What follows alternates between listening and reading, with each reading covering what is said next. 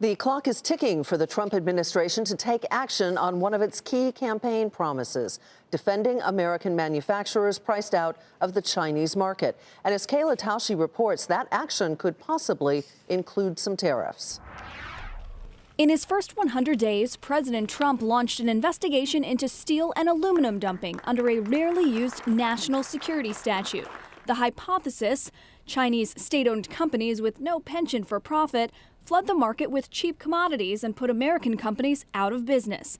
Commerce Secretary Wilbur Ross must now decide whether such actions imperil American industries needed for war, and if so, how to penalize them.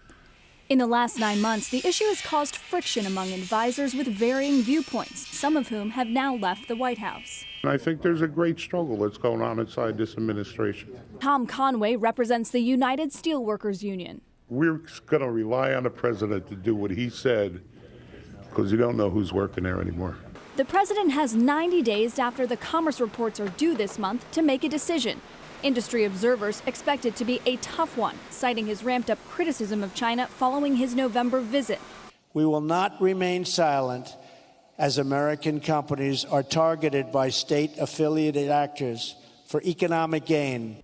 And a December national security strategy describing China as a dangerous competitor. Companies like Century Aluminum want to fight the imbalance with tariffs.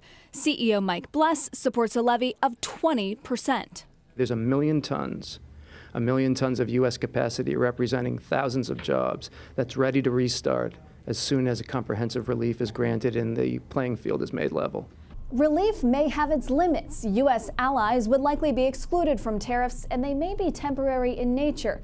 Still, experts warn leveling the playing field for steel and aluminum could cause China to retaliate against U.S. farmers, throwing another industry off balance. For Nightly Business Report, I'm Kayla Tausche in Washington.